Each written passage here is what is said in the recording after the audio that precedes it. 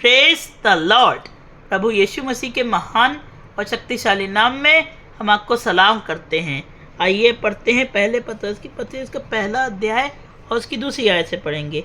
जिन्हें परमेश्वर पिता के पूर्व ज्ञान के अनुसार आत्मा के पवित्र करने के द्वारा यीशु मसीह के आज्ञाकारी होने और उसके लहू के छिड़कने जाने के लिए चुना गया है। अनुग्रह और शांति तुम्हें बहुत आयत से मिलती रहे। So in the epistle of 1 Peter chapter 1 and verse 2 it is written, who have been chosen according to the foreknowledge of God the Father through the sanctifying work of the Spirit, to be obedient to Jesus Christ and sprinkled with His blood. Grace and peace be yours in abundance. So I want to tell you why God separates us sometimes. परमेश्वर हमें कभी कभी एक ऐसा मौका आता है, there is a moment when God separates us from the world. वो हमें परमेश्वर संसार से और बाकी चीज़ों से, कई चीज़ों से हमें दूर करता है। He isolates us.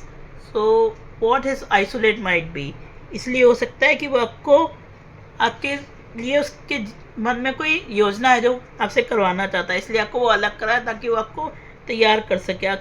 जैसा आप देखते थे चीज़ों को, जैसा दुनिया को देखते थे, हर चीज़ को बदलना चाहता है वो। और जैसा आप देखते थे वैसा नहीं चाहता, आप दूसरे तरीके से, that you might change your perspective of seeing things.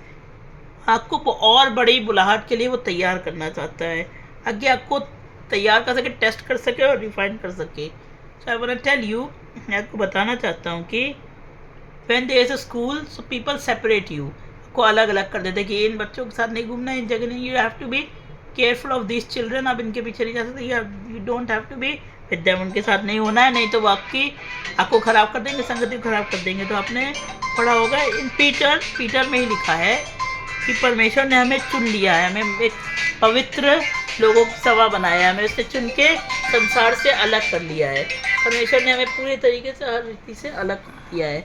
वो क्यों करता है? कि हमें वो ऐसी जगहों में, ऐसी चीज़ों में ले जाना चाहता है। He wants to take us to new greater heights that we do not know. हमें ऐसे तरीके से वो इस्तेमाल करना चाहता है। थोड़ा दर्द तो होगा, it is pain, it is painful. मैं आपको बताना चाहता हूँ, I know it is hard, it is not easy. And your parents also say don't stay with them, उनसे दूर रहो, be aware of them, don't be closer to them. But I want to tell you, जब आपको अलग करते it is for your good, it might refine you. So I want to tell you, if you have seen the thing the oil is made of, जिस चीज़ से जो तेल बना है उसको पहले रिफाइन करते हैं, उसको पहले पीसते हैं, उसको पहले अलग करके उसको पीस के उसका तब तेल बनाया जाता है। So I want to tell you, you have read in the Bible, आपने मत्ती में पढ़ा, उसमें ऐसा लिखा है कि गेहूँ को और जो कांटे उनको अलग किया जाएगा। So I want to tell you, tares and wheat, उनको इसलिए अलग किया जाता है क्योंकि गेहूं जो होता है वो अच्छी चीज़ होती है और जो ख़राब चीज़ होती है उसको हटा दिया जाता है। सो यीशु मसीह ने कहा he will separate goat and sheep, क्योंकि भेड़ उसकी और बकरियां बाहर की हैं। तो आज आप किस चीज़ में, आप उसकी बकरियां हैं, आप उसकी भेड़ हैं? तो मैं आपको बताना चाहता हूँ, परमेश्वर जो आपको अलग करता है इसमें निराश होने की ज़रूरत नहीं। It can B disappointing, it can B hard, इससे आपको तकलीफ हो सकती है, इससे आप you might have tears, you might be sad, you might be broken, सोचेंगे God what are you doing in my life? परमेश्वर आप ऐसा क्यों कर रही? He can separate you from a person, from a thing or anything.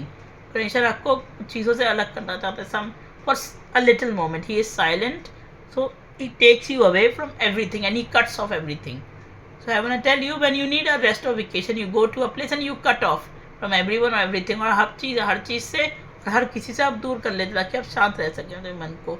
So I want to tell you, जैसे आप you are in operation theater, so everyone that is of your family, they go out. जो भी आपके परिवार है सबसे ज़्यादा सिर्फ डॉक्टर लोग, only doctor stand there. So I want to tell you, परमेश्वर भी आपका वैसे ही कुछ करना चाहता है।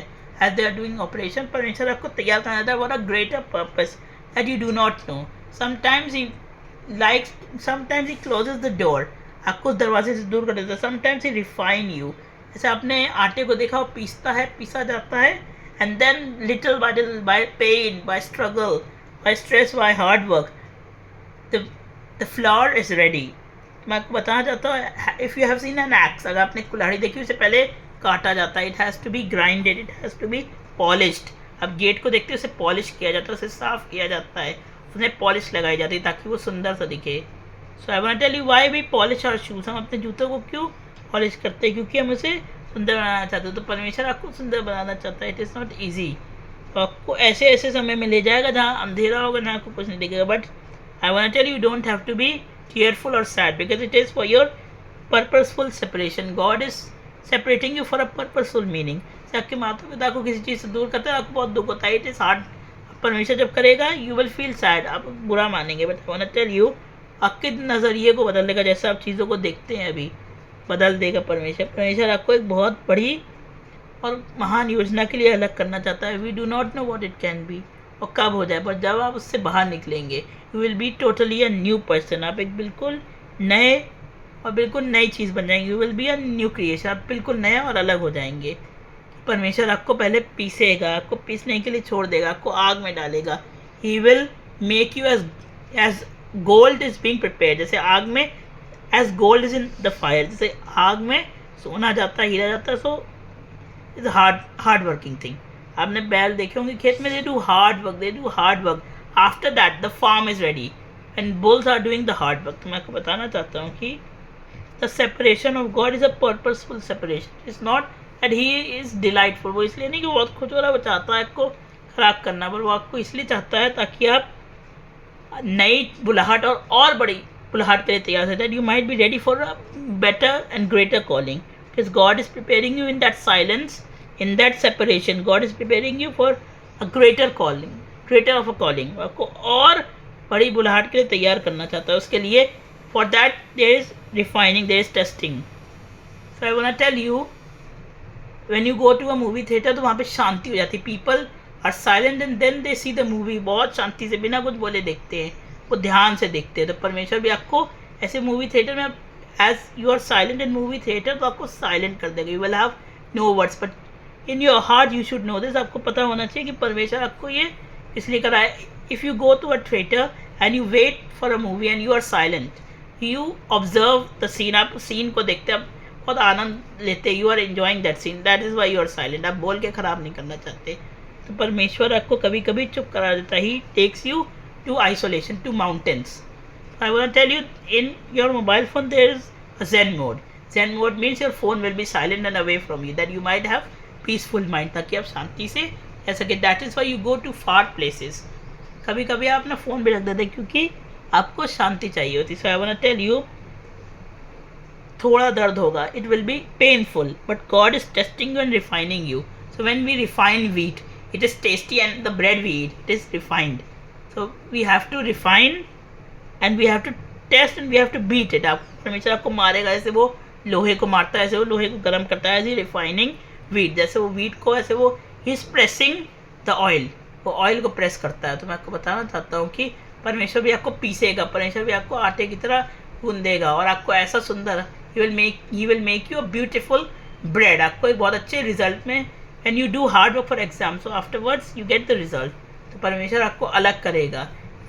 His separation is not a punishment, but it is for your growth, for your personal refining. तभी आपको वो चमका पाएगा जब वो आपको अकेला करेगा कहीं. सो परमेश्वर आपको ये बताना चाहते हैं कि मैं तुम्हें भले ही अलग कर रहा हूँ, पर ये तुम्हारे दर्द से आगे चल के तुम खुश हो गए कहोगे.